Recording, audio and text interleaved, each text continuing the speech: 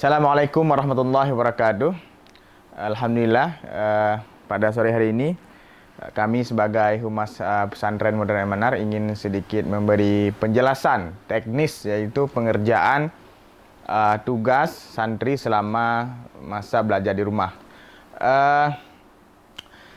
Sebenarnya tadi pagi kami sudah menyebarkan informasi ke grup WhatsApp wali santri melalui kelas masing-masing, tapi kami lihat masih ada pertanyaan-pertanyaan yang belum ada hal-hal yang belum jelas ya, yang ditanyakan oleh beberapa wali santri. Maka oleh karena itu kami pada sore hari ini kami membuat sebuah video yang khusus menjelaskan teknis pengerjaan tugas tersebut, agar supaya tidak ada lagi pertanyaan ataupun kesalahpahaman dalam mengerjakan tugas.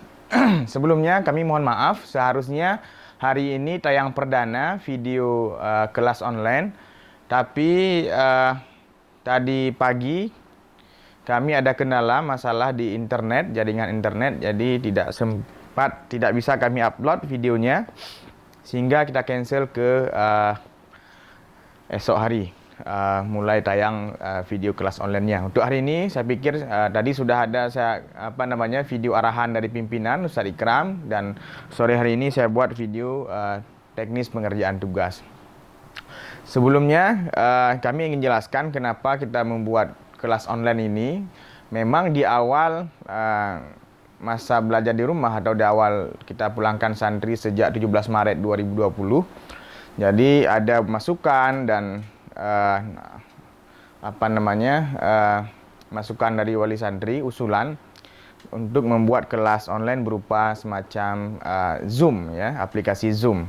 Tapi dalam pertimbangan kita, dalam analisa kita, tidak efektif. Karena kenapa?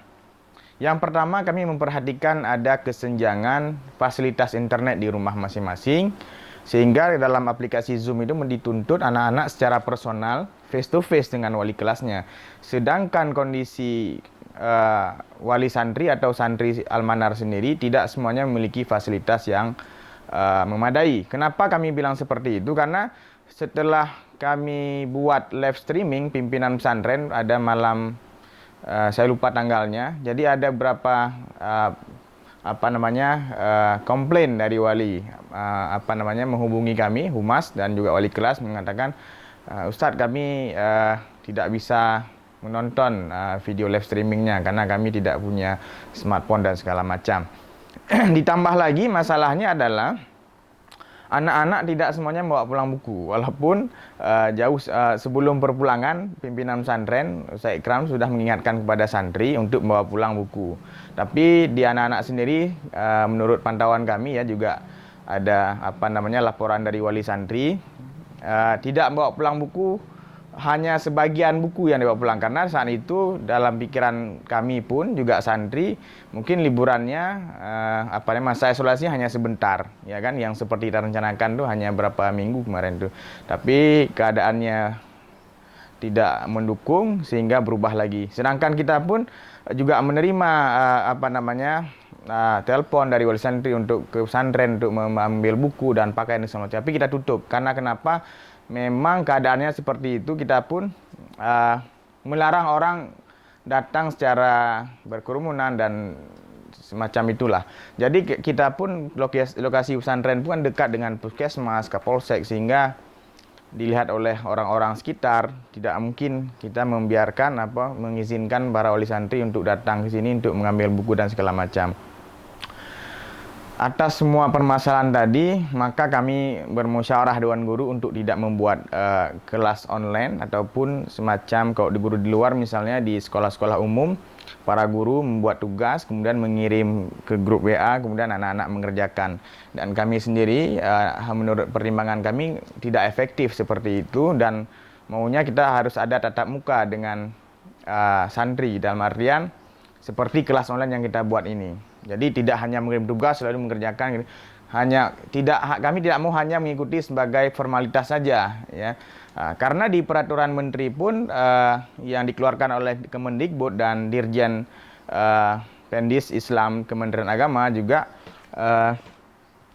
menjelaskan bahwa pelajarannya tidak mesti pelajaran yang bersumber dari buku paket ataupun dari buku pelajaran yang kita belajar, tapi bisa juga pelajaran yang ini kami baca dalam poin surat edaran Kemendikbud menjelaskan proses belajar dari rumah dilaksanakan dengan ketentuan sebagai berikut. Belajar di rumah melalui pembelajaran daring jarak jauh bagi siswa tanpa terbebani tuntutan untuk menuntaskan seluruh capaian kurikulum. Jadi tidak ada kewajiban lagi untuk sekolah untuk menuntaskan seluruh kurikulum yang sedang berjalan tanpa membebani siswa untuk kenaikan kelas maupun kelulusan. Belajar dari rumah dapat difokuskan pada pendidikan kecakapan hidup, life skill juga bisa. Makanya di bulan Ramadan itu kita juga buat kegiatan tausiah Ramadan, yaitu untuk memberikan nasihat kepada santri. Nah, seperti yang kita rencanakan pada awalnya, di awal yang kita targetkan anak-anak kembali tanggal 2 Juni, jadi kegiatannya adalah belajar lagi dalam kelas. Ya, seperti biasa, kita lanjutkan lagi materinya. Mungkin memang tidak habis kurikulum tuntas sampai tuntas, tidak. Cuman karena sudah keluar instruksi Gubernur Aceh untuk memperpanjang lagi hingga tanggal 20, maka kami pihak pesantren mengambil keputusan meniadakan ujian semester genap dengan catatan nilainya diambil dari nilai rapor semester yang lalu, semester ganjil, dan juga dari tugas anak-anak. Dan ini diperbolehkan, diatur oleh dalam surat edaran Kementerian Pendidikan, Kemendikbud, dan dari Kementerian Agama. Maka oleh karena itu, anak-anak kita bebani untuk menyelesaikan sejumlah tugas yang diberikan kepada mereka, kepada santri. Yang pertama ada tugas kegiatan harian, yaitu yang sudah dibagikan sebelumnya, sebelum perpulangan, ya. Layaknya seperti liburan, jadi mencatat semua kegiatan harian mulai dari bangun tidur hingga tidur lagi. Jadi selama 24 jam mereka mencatat kegiatannya. Yang kedua yaitu intisari kultum cahaya Ramadan, dan itu dicatat selama 30 hari. Ada 30 episode, ada 30 episode semuanya kultum cahaya Ramadan yang sudah kita tayangkan selama bulan Ramadan. Nah, yang selanjutnya yang akan berjalan ya mulai besok ya akan kita tayangkan, yaitu kelas online. Nah, dalam pengerjaan tugas kelas online ini, memang pelajaran yang kita ambil, nggak semua pelajaran kita ambil. Dalam artian begini, tidak setiap kelas itu ada berapa pelajaran, tidak. Tapi kita pilih, kita ambil secara random. Secara acak, kita ambil beberapa pelajaran yang kita anggap penting. Ya, bukan yang lainnya tidak penting, tapi beberapa pelajaran yang familiar di kalangan anak-anak pelajaran pesantren khususnya. Nah, dalam kelas online ini, karena kita ambil beberapa pelajaran, nanti misalnya pelajaran mahfudhot di kelas 4, ya kan, dijelaskan dalam bahasa Arab. Nanti juga ada dijelaskan intisarinya dengan menggunakan bahasa Indonesia. Disaksikan oleh semua santri dari kelas 1 sampai kelas 5. Bagaimana yang kelas 1 yang belum bisa bahasa Arab sepenuhnya, seutuhnya, misalnya belum seperti kelas aliyah lah.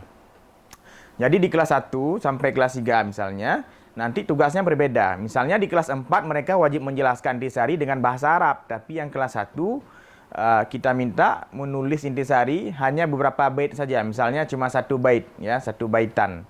Jadi mahfudhot itu per bait dia dalam bahasa Indonesia. Jadi makanya tugasnya berbentuk kuliah umum, ya. Kita ambil pelajarannya secara random. Misalnya tugas kelas 3, ya, pelajaran kelas 3 maksud saya. Pelajaran kelas 3 kemudian ditonton, kita wajibkan untuk ditonton oleh seluruh santri. Juga sama seperti mungkin tugas di akhir kan ada tugas yang diberikan khususnya kepada kelas 3, misalnya tugasnya begini. Sedangkan kelas lain kita bedakan tugasnya. Jadi setiap kelas itu berbeda.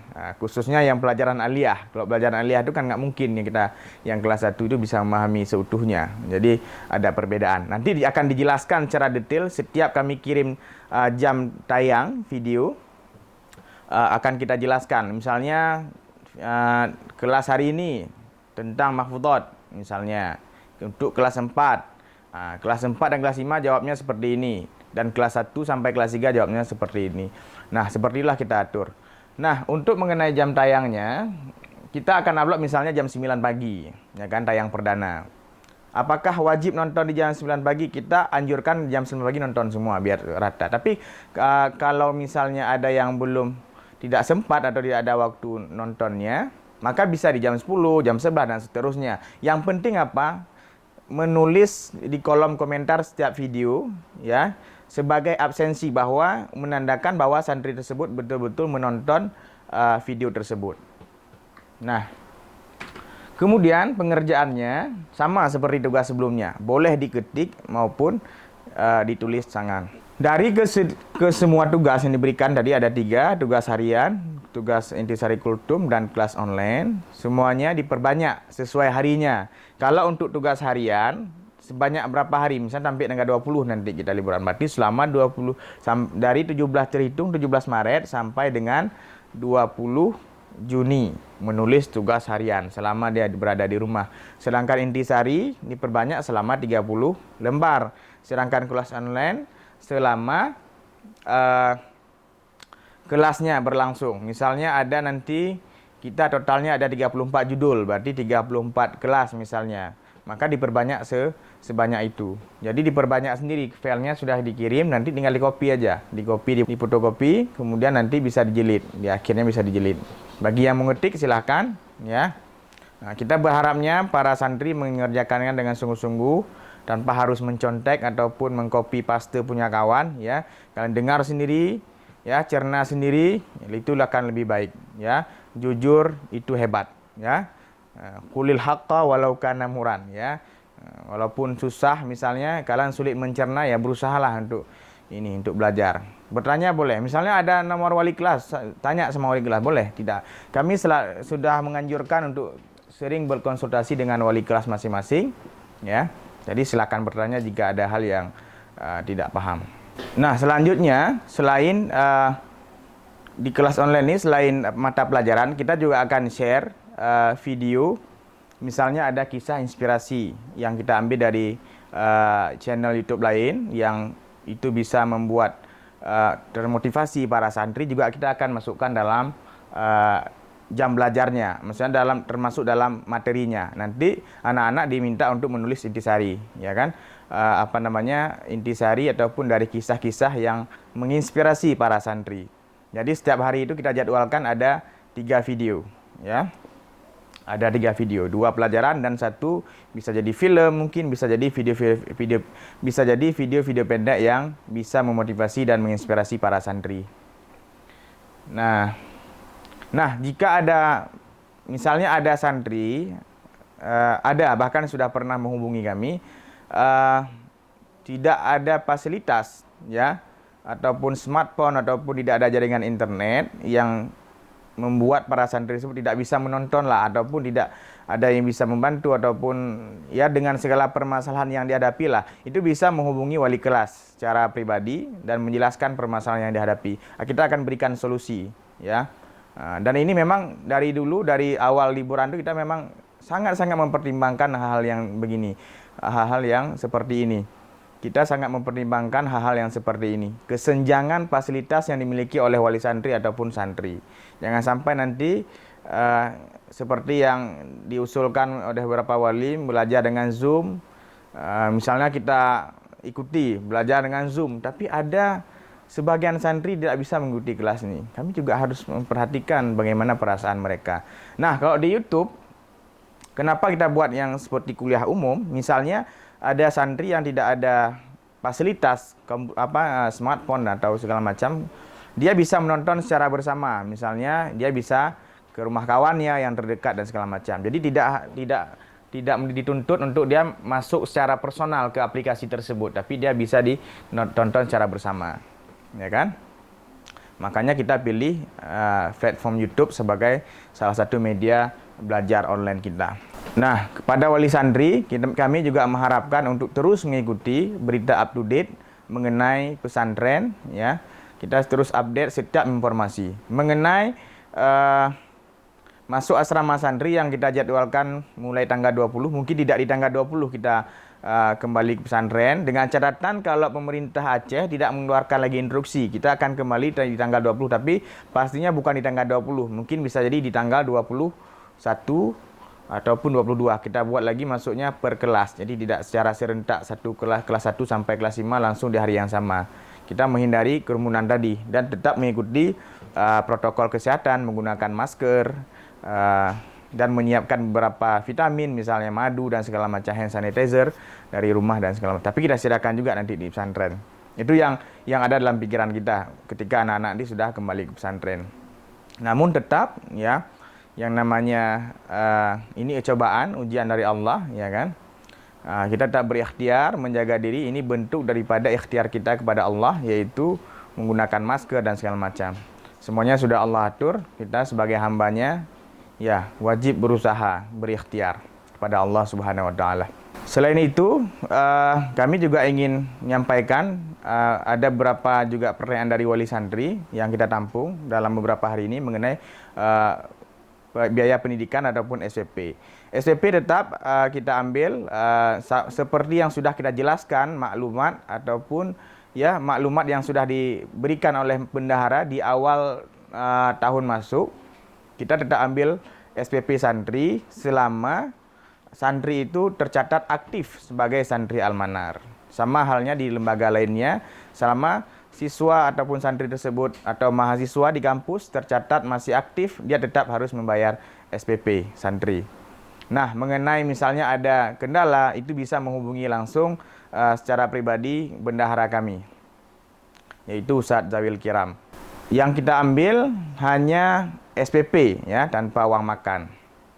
Karena uang makan dalam maklumat yang sudah kita berikan tidak diambil selama liburan. Kalau santri makan, bayar uang makan, tapi kalau liburan ya nggak bayar uang makan. Tapi SPP tetap berjalan karena selama liburan kita juga masih, para dewan guru masih bekerja, kemudian melayani juga ada beberapa kami para santri membutuhkan surat aktif dan segala macam. Kita tetap melayani mereka, tetap melayani para santri selama masa pandemi ini.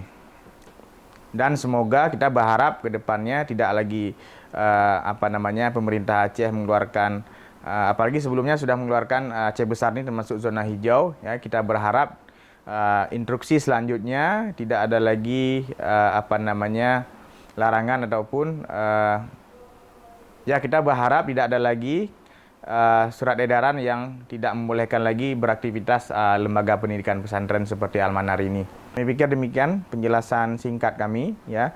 Semoga bermanfaat untuk para wali santri. Semoga setelah ini tidak ada lagi kesalahpahaman dalam mengerjakan tugas yang sudah dibebani oleh pesantren kepada para santri. Jangan lupa kita tayangkan semua kontennya itu di channel YouTube Santri Aceh yang dikelola oleh Humas Pesantren Modern Al-Manar. Kami kira demikian penjelasan singkat dari kami sebagai Humas Pesantren yang menyampaikan sejumlah informasi mengenai pesantren. Semoga bermanfaat dan dapat dimengerti secara seksama oleh santri maupun wali santri. Syukran. Assalamualaikum warahmatullahi wabarakatuh.